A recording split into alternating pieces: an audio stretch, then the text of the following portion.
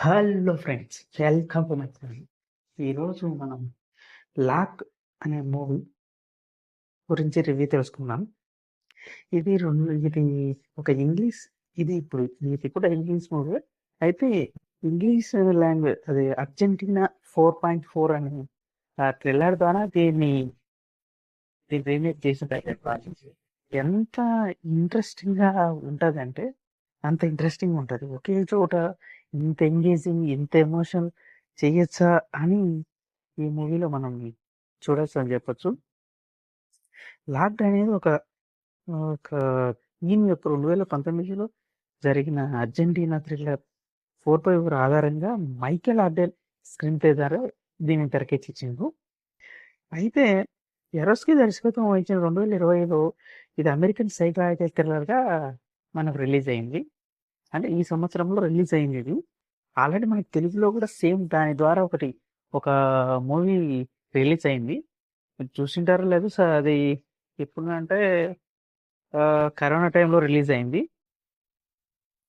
ఒక తెగించిన దొంగ ఏమైనా తెగించి అతను తీసుకొచ్చు ఏమైనా తెగించి అతను దొంగలిస్తూ ఉంటాడు. అయితే అలా తెగించిన దొంగ ఒక డల్లాస్ అనే కార్‌ను సక్సెస్‌ఫుల్‌గా దొంగిలించి అందులో వస్తువులను ట్రై చేస్తుండగా, ఆ కార్ ఓనర్ అయిన విలియమ్స్ అనే అతన్ని లాక్ చేస్తాడు. దాన్ని లాక్ చేసి అతను పెట్టే కష్టాలు అంతలా ఇంతలా.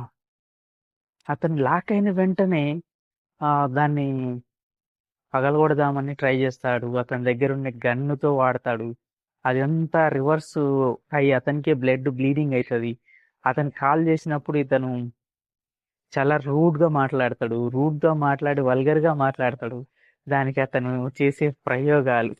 అటుగా వెళ్ళే ఒక అమ్మాయి హెల్ప్ అడిగితే ఆ అమ్మాయికి అది బ్లాక్ అద్దాలయి లోపలికి కనిపించక ఆ అమ్మాయి మేకప్ వేసుకొని వెళ్ళే సీన్ అయితే మరీ ఫన్నీస్ట్‌గా ఉంటది. అంతలా ఎక్సైటెడ్‌గా ఉంటది. అతనికి బ్లడ్ కారిపోతూ ఉంటది. అతనికి ఫుడ్ ఉండదు. అతని అతని పొగరంతా అణిచాక అతని మాట వినడం మొదలెడతాడు. అంతవరకు అతను పగలగొట్టడానికి చేసే ప్రయత్నాలు, అతని ఇప్పుడు మన భాషలో చెప్పాలంటే ఆధార్ కార్డ్, వాళ్ళకొక సోషల్ మీడియా నంబర్ కావాలా. అది అడిగి తెలుసుకొని అతని హిస్టరీ మొత్తం తెలుసుకొని అతను అతన్ని అతను చూపియాలనే దానికోసమే కార్‌ను ఒక 1 వీక్ అక్కడనే ఒకే ప్లేస్‌లో ఉంచిన తర్వాత 1 వీక్ తర్వాత కార్‌ను మూవ్ చేస్తాడు. మూవ్ చేసిన తర్వాత ఒక క్రూరమైన ఇద్దరి క్రిమినల్స్ వాళ్ళ డబ్బు కోసం ఏమైనా చేస్తూ ఉండే అతన్ని చూపిస్తారు ఆ సీన్‌లో కార్లు ఆటోమేటిక్‌గా ఆన్ చేసి విలియం వాళ్ళిద్దరిని చంపే సీన్ అయితే చాలా, చాలా ఘోరంగా ఉంటది ఆ సీన్ అయితే. ఆ సీన్‌లో చూపిస్తాడు. అతని క్యారెక్టరు ఎంత ఘోరంగా ఉంటదో ఇలాంటి వ్యక్తుల్ని ఇలానే చంపాలి అంటాడు. అప్పుడు అతను అంటాడు, నన్ను జైల్లో పడేస్తే నేను పోలీసోళ్ళకి అప్పగించు. నేను చేసింది ఏమైనా తప్పు ఉంటే అంటే, నాకు ఈ సమాజంలో పోలీసుల మీద ఎవరి మీద నమ్మకం లేదు. ఈ సొసైటీ ఏమైపోతుందా అని పోలీసులకు కానీ, గవర్నమెంట్‌కి గానీ ఎవ్వరికీ నమ్మకం లేదు. అందువల్ల ఏ శిక్ష నే ఏ శిక్ష వేయాలనుకుంటున్నానో అది నేనే వేయిస్తేనే నాకు ఆనందం అని చెప్పే డైలాగ్ అయితే రియలిస్టిక్‌గా మన సమాజంలో జరుగుతుంది. ఎగ్జాక్ట్‌గా.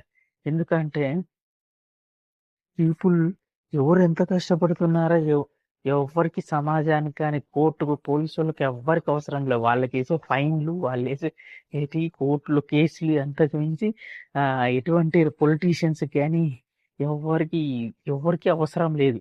పీపుల్ ఏమైపోతున్నారు, ఎంత కష్టపడుతున్నారని. ఈ సినిమాలో ఒక్క డైలాగ్‌తో చెప్పేస్తాడు. నాకు సమాజం మీద నమ్మకం లేదు. పోలీసుల మీద నమ్మకం లేదు. స సొసైటీ మీద నమ్మకం లేదు. సిస్టమ్ మీద నమ్మకం లేదు. నేను ఎయ్యాల్సిన శిక్ష నేనే వేస్తా అనే పాయింట్ అనేది ఎంత ఎక్సైటింగ్ అనిపిస్తదంటే అంత ఎక్సైటింగ్ అనిపిస్తది. రియల్ లైఫ్‌ని చూసి వచ్చినట్టు అనిపిస్తది. అప్పుడు అతను నేను నా ఫ్యామిలీ కోసం చేస్తున్నాను అంటే, నువ్వు నీ ఫ్యామిలీ కోసం కాదు, నీ కోసం మాత్రమే నువ్వు సెల్ఫిష్ అని చెప్పే విధానంలో వాళ్ళ కూతుర్ని చంపే ప్రయత్నం ట్రై చేస్తారు. చేసినప్పుడు అతను నువ్వు షూట్ చేసుకో మీ కూతురు కావాలంటే అంటే ట్రై చేస్తాడు. కానీ అందులో బుల్లెట్స్ లేకుండా ఉండే సీన్ అయితే మరీ ఎమోషనల్గా ఉంటుంది. అప్పటి వరకు కూతురు మీద జస్ట్ ఫోన్లో hello hi dad love you bye చెప్పుకునే వాళ్ళు. ఇప్పుడు నిజంగా అప్పుడు ఎమోషనల్ అయ్యి అతని కూతురు మీద వచ్చే ఫీలింగ్ వాళ్ళ వేరే లెవెల్ ఉంటుంది. కాసేపటికి విలియమ్స్ కూడా కార్లోకి వచ్చి ఇంకా లైఫ్లో ఒకేసారి చచ్చిపోదాం ఇద్దరం అనే సీన్ అయితే ఎక్సైటెడ్గా ఉంటుంది. అట్లా ఒక చిన్న యాక్సిడెంట్లో వల్ల కార్ బ్లాస్ట్ అయిపోతుంది. అన్ఫార్చునేట్లీ మన ఎడ్డీ అనే క్యారెక్టర్ హీరో బయటకు వచ్చేసి వాళ్ళ కూతుర్ని కలుసుకునే సీన్ వెరీ ఎమోషనల్. ఒక మనిషి అవతల మనిషిని ఎంత క్రూరంగా డబ్బుల కోసం ఎంత క్రూరంగా హింసిస్తున్నాడు అంటే వేరు వేరు విధానాలు అవ్వచ్చు, ఏదైనా అవ్వచ్చు, మోసం చేసే విధానం అవ్వచ్చు. ఈ క్రూరాతి క్రూరంగా అవతలోని జీవితం వానికి అవసరం లేదు నీకే సెల్ఫీస్ అయ్యేలా మనిషి ఎలా అవుతున్నాడో ఈ సినిమా ఎంత కళ్ళ కట్టినట్టు చూపిస్తుంది. నీతో పాటు మేము కూడా మనుషులమే, మమ్మల్ని కూడా నీతో పాటు చూడు, నువ్వు ఒక్కనివే సెల్ఫీస్గా ఆలోచించి సమాజం మీద ఎవరు ఇలాంటి చేయకూడదు, చేస్తే ఇలాంటి శిక్షలు విధించాలి అనే పాయింట్ ఏదైతే ఉందో నిజంగా హ్యాట్సాప్ అని చెప్పొచ్చు. ఎంతో కాస్ట్గా ఎన్ని పెట్టాల్సిన అవసరం లేదు, ఎంతో పెట్టాల్సిన అవసరం లేదు. ఒక మనిషికి సమాజంలో ఇంత ఒక అవతల మనిషిని మనిషి ఎందుకు దోచుకుంటాడు అనే పాయింట్ అయితే మనం క్లియర్గా చెప్పుకోవచ్చు. మనుషులు ఎందుకు దోచుకుంటాడు, అవతలని మోసం చేసుకున్నది తన సమాజంలో అసలు సొసైటీ కానీ సిస్టానికి కానీ జనాలు ఏమైపోతున్నారో వాళ్ళకి అవసరం లేదు. కానీ వాళ్ళకు మాత్రం వాళ్ళు చేసేది కావాలి, వాళ్ళకి డబ్బులు కావాలి. ఇలాంటి వాళ్ళకి ఎలాంటి శిక్షలు ఉండాలో ఘోరాతి ఘోరంగా విలియమ్స్ చేసిన సీన్ అయితే నాకు చాలా ఎక్సైట్ అయిపోయాను. ఇప్పటి వరకు మీరు కూడా చూడండి అయితే తప్పకుండా ఈ సినిమా చూడాలని కోరుకుంటున్నాను.